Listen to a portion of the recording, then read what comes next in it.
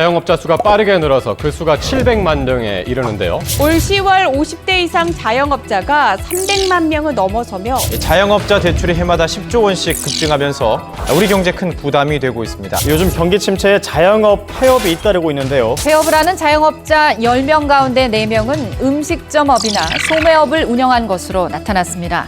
80만 명이 넘는 자영업자들이 폐업으로 내몰리는 와중에서도 자영업자 빈곤율이 보통 봉급생활자의 3배가 넘는 것으로 집계됐습니다. 자영업자들의 가계부채 문제도 심각합니다.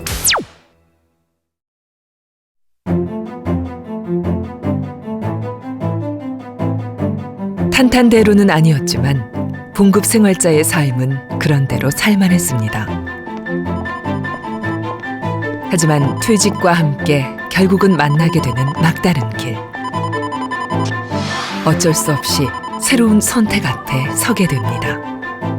작은 가게라도 하나 운영해볼까? 아니면 안전하게 프랜차이즈 창업? 고민에 휩싸입니다. 세월호 때도 버텼고 메르스 때도 버텼는데 도저히 더 이상 여력이 없어서 버틸 수가 없어요. 그 매출이 한 30%, 한 3분의 1 가까이 정도로 확 떨어졌던 것 같아요. 해주고 싶은 말, 장사하지 말아라. 좀 슬퍼요. 억울하고. 소상공인들을 이렇게 다 좀 죽게 하니까 억울하죠. 모두 어렵고 힘들다고 하지만 가지 않을 수 없는 두 갈래 길. 벼랑 끝에서 다시 창업의 꿈을 꿔야 합니다.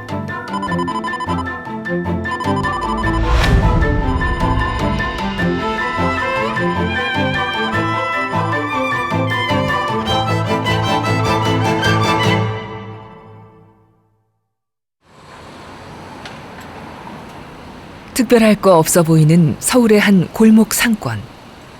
얼마 전까지만 해도 직장인과 주민들로 꽤 북적거리던 골목이 요즘은 낮이고 밤이고 조용합니다. 슈퍼도 문 닫았잖아요. 이게 한 달 전에 결정을 한 거예요. 슈퍼 문 닫기를. 거짓말이라 저 슈퍼가 저녁 때, 점심 때는 앞에 주차장도 있지만은 차가 대지 못할 정도로 차가 많이 왕래가 많았었어요. 골목에 하나 남은 또 다른 마트. 여기도 한산하기는 마찬가지. 가게를 접는다라고 말씀하시는 분들이 엄청 많으시더라고요. 저도 내놨었죠.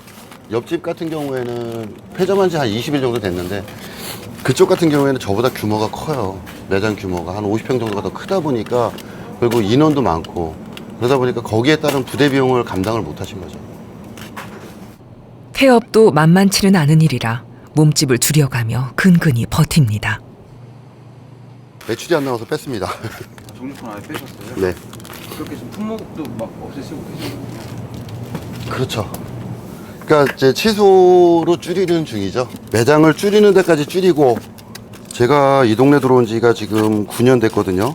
9년 됐는데 하루아침에 완전히 동네가 예상은 하기는 했어요. 저도 롯데마트가 들어오면은 뭐 좀 힘들 거라는 걸 예상은 했지만은 지난 7월 말 걸어서 5분 거리에 대기업이 운영하는 대형마트가 들어선 게 화근이었습니다.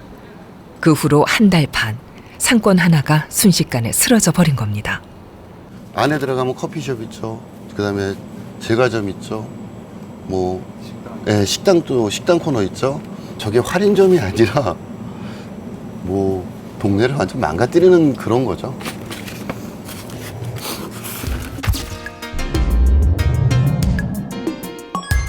대형마트에서 이곳 골목까지는 고작 반경 380m. 지난 10여 년 쌓아온 골목 가게들의 공든탑이 한순간에 무너졌습니다. 이 주위에서 오픈한지 모르는 사람들이 많다고요. 한 달밖에 안 됐는데 매출이 반타작 났는데 계속 그게 더 홍보가 되면은 매출이 떨어지면 떨어지서 나아지진 않을 거라고 좀 믿고 있어요. 2, 3개월 못 갈 것 같은 예감이 있어요, 지금. 접으면은 뭐 남의 일이라도 해야죠. 또 좀 슬퍼요. 억울하고. 저렇게 대기업이 들어와서 소상공인들을 이렇게 다 좀 죽게 하니까 억울하죠.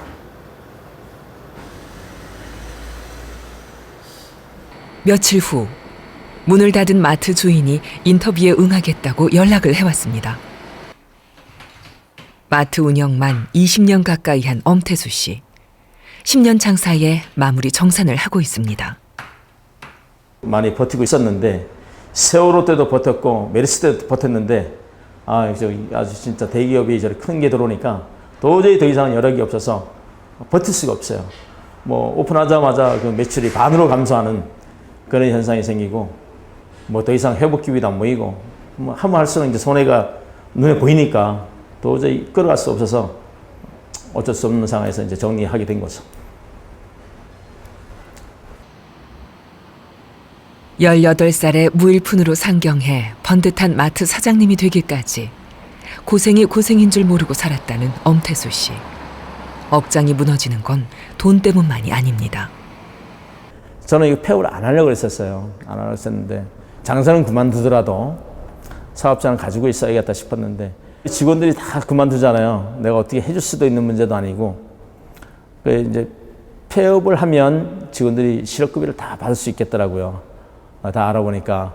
그래서 이제 폐업을 결정해서 대형 마트 입점으로 인해 폐업이라고 이렇게 다 적어서 보냈죠.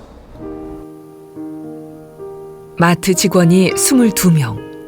2층 숙소에서 한솥밥 먹으며 고생한 식구들과도 날벼락 같은 생이별을 해야 했습니다. 가장 오래 데리고 있던 직원은 24년이에요. 24년 동안 데리고 있었고 또 가장 많이 데리고 있던 직원은 여직원은 15년. 그 직원들하고 떨어진다고 생각하니까 너무 속상하고 막 슬프더라고요. 한나라 마지막 날 정리하면서 직원들하고 저하고 울었어요.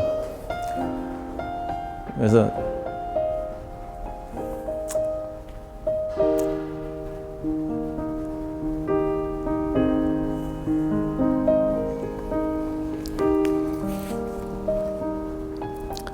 그래 마지막 이제 정리하고 이제 직원들하고 이제 그 생전 처음이죠. 직원들도 처음이고 저도 처음이고 이제 그래서 4일날 직원들하고 2박 3일로 저기 서해안 갔어요. 죄송합니다. 먼저 그 생각하기 너무 갑자기 주차장에서 이제 전부 다 만나서 직원들하고 마지막 인사할 때 그때가 참 그래서 마지막으로 이제 갔다 온 거예요. 참 슬펐어요.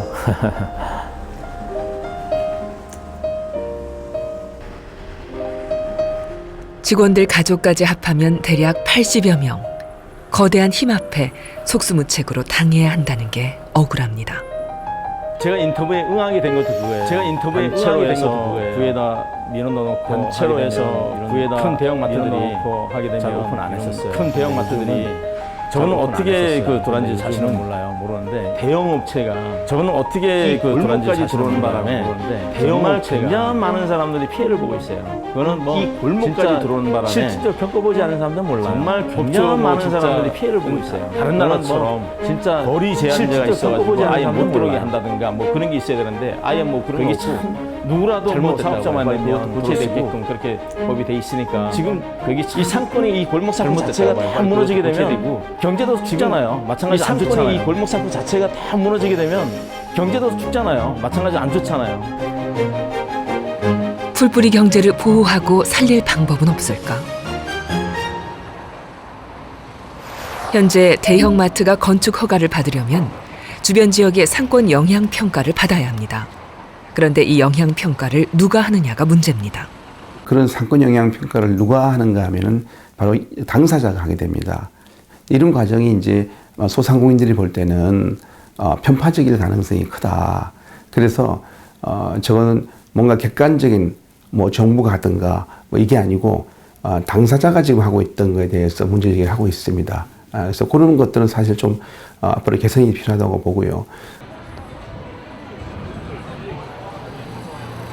마트뿐만 아니라 소상공인에게 가장 두려운 존재는 대기업의 프랜차이즈입니다. 지난달 신촌에서 폐업을 한 최우진 씨는 파란만장한 창업 스토리를 가지고 있습니다. 멕시칸 푸드점을 운영하던 그가 프랜차이즈 업체와 맞서게 된 건 2011년. 오픈은 제가 정말 그 이전에 하던 사업을 실패한 이후에 그 노점 장소부터 시작을 했는데 그렇게 해서 다시 신촌 번화가에 점포를 내서 헌지가 2005년서부터 이제 만 한 6년쯤 지난 뒤에 이제는 터가 잡혔다고 했을 정도의 그런 시기에 그런 그 다국적 기업, 거대한 기업 체인이 들어온다고 그러니까 뭐 굉장히 버티기 힘들었던 그런 상황이었습니다. 기업 체인이 이제 오픈을 하게 되니까 그 매출이 한 30%, 한 3분의 1 가까이 정도로 확 떨어졌던 것 같아요. 다시 한번 실패를 한다면 아, 내가 진짜 그런 고통을 다시 감내할 수 있을 것인가. 뭐 정말 그럴 때는 이제 정말 죽음까지 생각을 하는 거죠. 정말 그때 생각하면 지금도 자, 아찔아찔하고 눈물 나고 그래요. 정말로.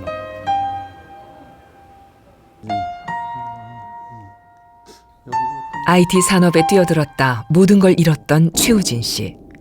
사업차 자주 방문했던 미국에서 취미로 배웠던 멕시칸 요리로 재기에 성공했습니다. 그런 그의 앞에 나타난 대형 프랜차이즈. 1인 시위로 개장을 막아봤지만 역부족이었습니다.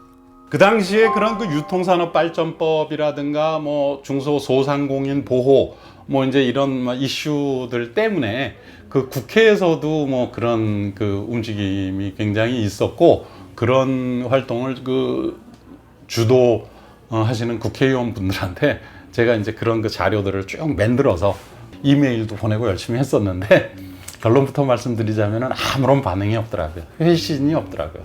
네, 그래서 뭐 별 수 없이 최우진 씨는 혼자 힘으로 난관을 헤쳐나갔습니다. 다양한 이벤트를 벌여 가게를 홍보하면서 점점 경쟁력을 키워갔죠.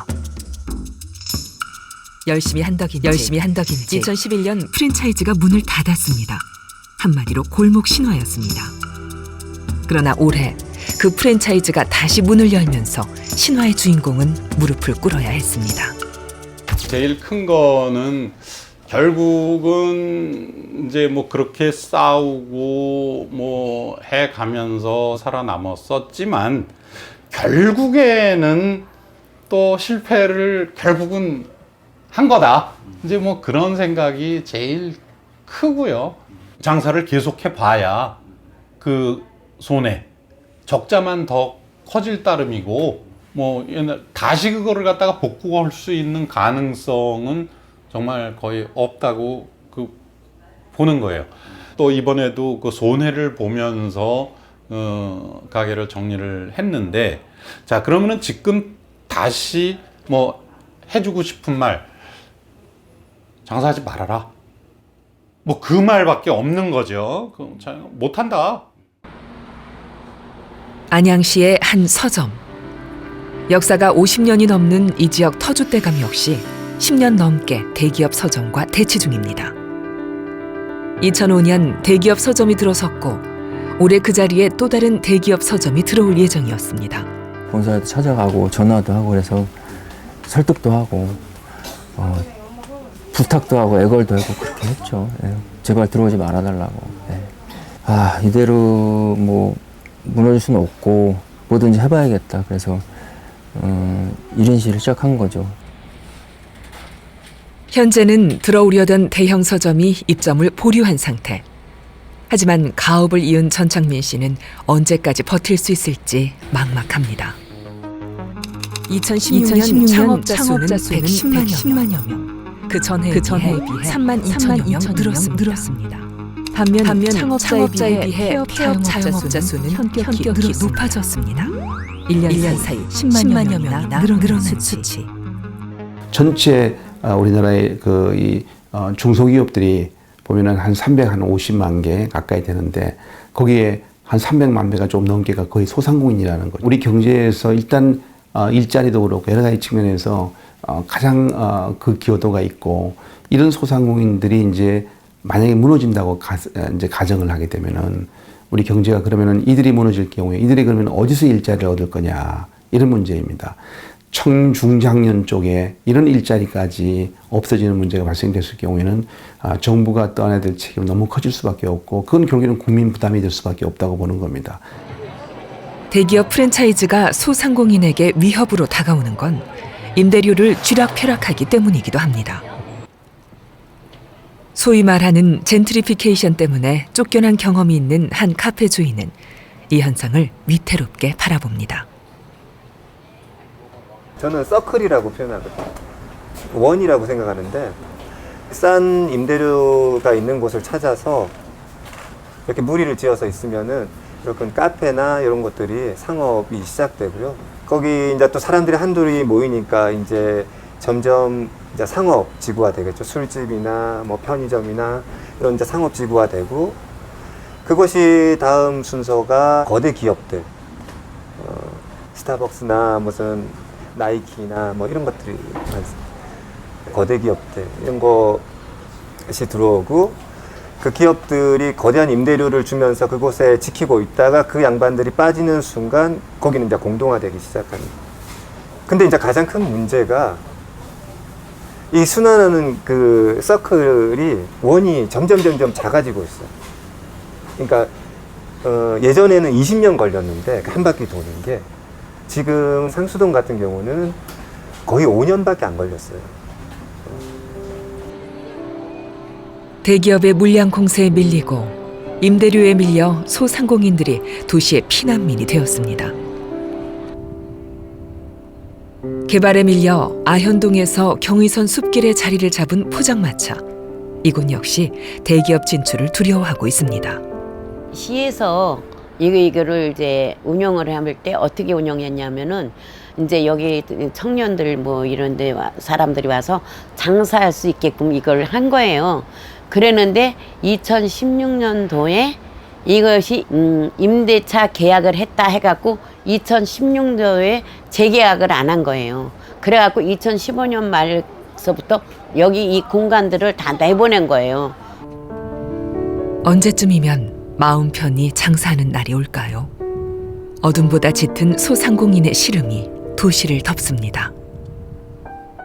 유명한 거리에 이제 갈수록 예전에는 소상공인 이런 자영업자 가게였는데 이제 대형 유통, 대형 체인점들 이런 체인점들이 들어온 걸 많이 볼 수 있습니다. 바로 이제 그런 것들이 어떻게 보면은 이러한 부동산 비용을 올리는 문제도 됩니다. 왜냐하면은 한 사람이 자꾸 이게 가격을 올려놓으면은 그러면 이제 전반적으로 값이 그 지역에 올라가기 때문에 그러면 그 지역에서 쭉 오랫동안 장사하는 소상공인들 입장에서는 비용 부담이 생기고 거기에 계속 사업을 장사를 하기 어려워지는 문제가 발생되는 거죠. 너도 나도 개인 창업이 어렵다고 하니 조금 안전한 길을 생각하게 됩니다. 그럴 때 의뢰 생각하게 되는 게 프랜차이즈 창업. 그렇다면 이 길은 어떨까요? 고층 빌딩들이 들어서면서 무섭게 변하고 있는 서울의 한 번화가. 반경 1km 안에 프랜차이즈 빵집이 몇 개나 되는지 눈으로 확인해 봤습니다. 조금만 걸어가도 어렵지 않게 만나는 유명 빵집들. 여기서 살아남는 일도 쉽지 않아 보입니다. 그러다 보니 폐점한 빵집도 눈에 띕니다. 걸어서 5분 거리에 동네 빵집을 빼고도 프랜차이즈 빵집만 5개나 됩니다. 제한을 너무 하면은 힘들다고 하지만은 사실은 이제 무분별하게 생겨버리면은 다 같이 망하는 거거든요. 뭐 하나 잘 된다고 자기네끼리도 경쟁을 해서 자기네끼리 망해버릴 수도 있거든요. 그러니까 이런 건 사실은 정부에서도 시급한 대책이 좀 필요하고 저희도 이런 부분에 대해서 사실은 심각하게 좀 검토 중에 있어요. 그래서 거기에 최근 일부 프랜차이즈 가맹본부의 갑질과 창업자의 부도덕한 행동이 사회 문제가 되기도 했습니다. 회장직에서 물러나고 공정거래 위반에 대한 검찰 조사에 성실히 응하겠습니다. 일련의 사건들은 점주들에게 직격탄이 되기도 합니다. 이런 현실에서 새로운 길을 선택한 사람들이 있습니다. 지난달 오픈한 피자집.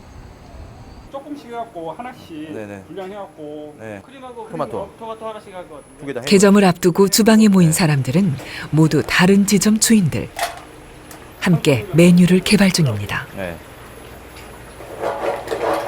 제가 한번 해보겠습니다. 이들은 한때 같은 피자 프랜차이즈 가맹 점주들이었습니다. 하지만 프랜차이즈 운영의 문제를 개선하고 싶어서 최근에 독자적인 피자 브랜드를 만들었습니다.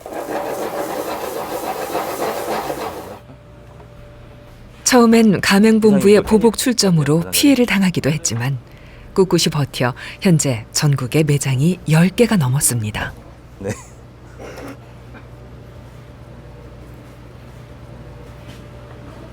예전에 가맹본부에 제안했다가 퇴짜를 맞았던 세트 메뉴. 이제야 뜻을 모아 완성했습니다. 가맹 점주들끼리 협동조합으로 모였기 때문에 내가 의견 개시도 자유롭게 할 수 있고 거기에 대해서 뭐 억압적인 게 아닌 그냥 서로 받아들이고 아 이게 좋으면은 서로 공유할 수도 있고 이런 게 현재로서는 좋은 것 같아요. 이거 똑같이 가져가서 네 한국자요. 프랜차이즈 영업 3년 만에 신용불량자가 될 수밖에 없었던 이 집의 주인 허정재 씨. 그는 일찌감치 자영업의 꿈을 품고 착실히 직장 생활을 하며 4억을 모아 프랜차이즈 사업을 시작했습니다. 처음에 1년까지는 괜찮았어요. 그러니까 2015년 뭐 상반기까지는. 근데 이제 하반기 넘어가면서부터 매출이 많이 떨어지기 시작했죠. 아무래도 이제 변화하는 이 요식업계 이제 외식업계 변화하는 트렌드를 저희 가맹 본부에서 따라가지 못했던 부분, 그다음에 작년에 있었던 이제 경비원 폭행 사건, 그 이후 그 폭행 사건이 굉장히 컸죠, 타격이. 그 이후부터 매출이 뭐 엄청나게 많이 빠졌으니까요. 그 이후로 실질적으로 폐점까지 이어졌던 매장들이 굉장히 많았던 걸로 저는 알고 있습니다. 문제가 가맹 본부의 이미지 실추였음에도 지원은커녕 어려운 사정을 봐주지도 않았습니다. 가맹점을 시작할 때 본사에 이제 내는 돈이 있어요. 물품 보증비라고 있습니다. 저 같은 경우는 이제 2천만 원으로 설정이 돼 있었고 그 2천만 원을 주고 들어갔었는데 일단 영업이 안 되다 보니까 식자재를 낼 수 있는 돈이 없는 거죠. 그래서 그 물품 보증비를 뭐 하나 이제 뭐 처음에는 뭐 이제 500만 원 쌓이고 1,000만 원 쌓이고 그래서 그 2천만 원이 가득 차게 된 거예요. 그래서 다른 인근 매장에 가서 이제 현금 주고 이제 식자재를 받아서 이제 쓰고 그게 이제 악순환이 계속 된 거죠. 그래서 보증금 없이는 식자재를 매입할 수 없는 상황. 결국 규칙을 어기고 식자재를 사입했고 이것이 적발돼 계약 해지 통보를 받게 된 것입니다. 가맹 해지 통보를 제가 2월 초에 그러니까 명절 전에 받았어요. 설날. 그 다음 날인가 무작정 그러니까 명절 전날이었을 거예요. 무작정 서울로 상경을 했어요. 표도 없었는데 어떻게 정말 우여곡절 끝에 표를 얻어가지고 서울로 올라가서 무작정 그냥 여기 회장님을 만나 뵈야겠다. 그래서 사정 이야기를 해야겠다. 끝내는 회장님을 못 만나고 다음날 아니 그날 밤에 이제 내려왔습니다. 그렇게 해서 아무튼 정말 모든 걸 다 잃었다는 느낌, 전 재산을 다 잃었다는 참담한 심정으로.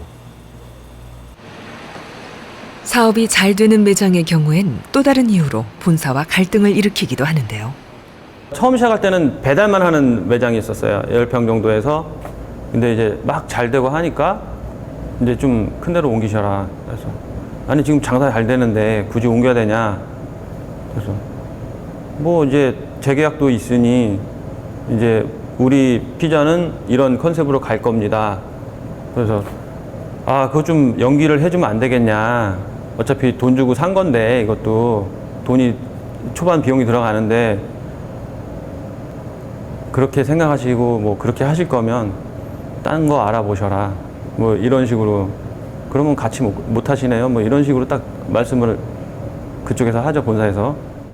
이런 점주들의 이야기에 대한 본사의 입장은 무엇일까? 옛날 얘기였던 것 같고요. 그런 부분은 다 개선이 생각을 합니다. 무리한 이전 여부 이 부분에 대해서는 예전에는 이제 영업이 잘 될 때 그런 경우가 있었던 것 같은데 작은 매장보다는 좀 넓게 크게 해가지고 갔을 경우 점주한테도 이 상황에서는 더 큰 매장을 운영을 하는 게 더 이익이 되지 않냐. 물품 보증비가 다 됐을 때 식자재 발주. 저희도 이제 식자재를 공급을 하게 되면은 보증금 한도 내에서 공급을 할 수밖에 없거든요. 그 비용이라는 게 외상으로 달라는 거잖아요. 그러면은. 본사에서 이제 그 무리하게 요구하는 것들이 많이 있죠. 필수 물품도 아닌데 사실은 시중에서 그 식용유 같은 거 24,000원이면 살 수 있는 걸 갖다가 뭐 3만 몇천 원씩 공급해 준다든가. 근데 꼭 본사 걸 그걸 사라고 그러는 거예요. 내가 식자재 마트 같은 데 가면은 쉽게 살 수가 있는데 그런 걸 비싸게 공급해 주고 수세미 뭐 비닐장갑 이런 것까지 다 본사 걸 사서 쓰게끔 강제하는 게 있어요. 그냥 상품의 단가만 후려치기 올라가지고 말이죠. 더 비싸게 받는다거나 인테리어의 사목보고 그다음에 광고 판촉품 가져와가지고 그냥 떠맡기다시피 하고 이런 식으로 하는 거는 그거는 뭐 프랜차이즈가 아니라 좀 사기죠. 네. 기자회견이 짧게 불공정 거래 개선을 요구하는 점주들의 목소리가 높아졌고 문제의 심각성을 인식한 공정거래위원회에서도 프랜차이즈의 공정거래 확립을 최우선 과제로 조사를 시작했습니다. 프랜차이즈 업계가 공정거래위원회가 발표한 가배 횡포 근절 대책에 대해 수용한다고 밝혔습니다. 다만 외식업 50개 프랜차이즈 본사 조사에 대해서는 연말까지 유예해달라고 요청했습니다. 재벌 기업에게 했듯이 저희에게도 자정과 변화할 수 있는 시간을 주시길 간곡히 부탁드립니다. 그러나 공정거래위원회는 원래의 방침대로 조사를 진행하고 더 나아가 가맹본부의 횡포를 막기 위해 가맹사업거래 공정화 법률까지 개정하겠다는 뜻을 밝혔습니다. 가맹본부는 가맹본부의 그 틀을 자기가 다 짰고 그다음에 모든 정보를 갖고 있잖아요.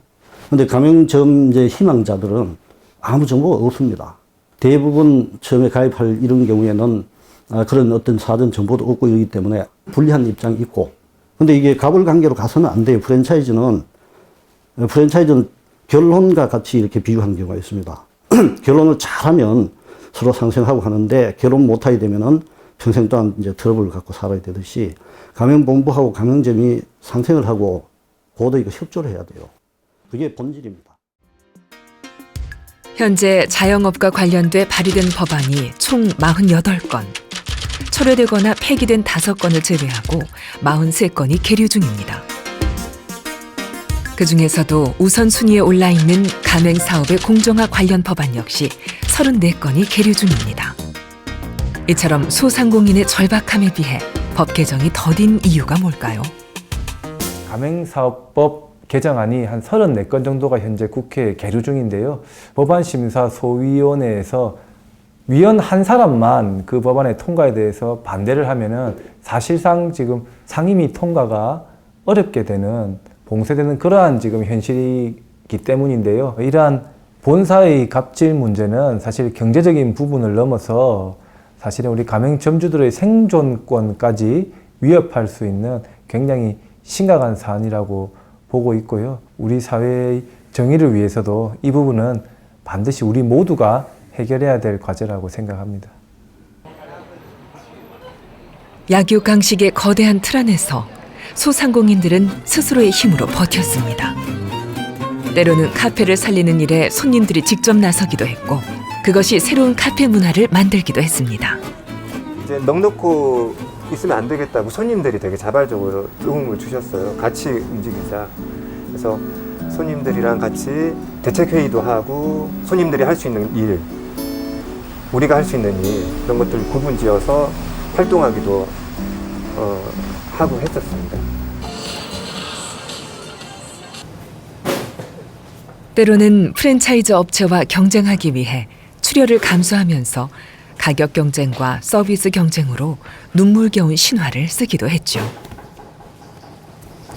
정리 포인트 이런 것들은 타의 추종을 할 정도로 손님들한테 베푼다. 싸게 파는 것도 막 이렇게 소문이 나잖아요. 그때 당시에는 너무 많이 베풀어서 손님들이 이렇게 줘도 뭐 남나 할 정도로 그때 당시에는 제가 이렇게 프랜차이즈를 대비한 그런 벤치마킹이었거든요. 아무리 어렵다 해도 다른 활로를 찾지 못한 사람들은 창업의 꿈을 안고 다시금 이 험난한 길 위로 뛰어듭니다. 그래서 오늘도 또 새로운 매장이 희망을 품고 문을 엽니다. 긍정적으로 볼 수밖에 없죠. 그래야지 저도 잘 해내고 이겨 나갈 수 있으니까요. 네. 프랜차이즈에 대한 걱정은 안 할 수는 없죠. 그래서 한편으로는 걱정이 되지만 그런 거 이겨내고서 이제 시작을 해보려고 합니다. 큰돈 벌지 않아도 좋으니 마음 편히 장사하는 꿈. 이처럼 소박한 꿈이 왜 그렇게 멀기만 할까요? 우리는 언제까지 소상공인들의 땀과 눈물에 의지해 이 문제를 해결해야 하는 걸까요? 거대한 힘 앞에서도 당당히 자신의 뜻을 펼치며 창업의 꿈을 키울 수는 없는 걸까요? 오늘 내가 지나온 골목길에서 긴 한숨이 새나옵니다.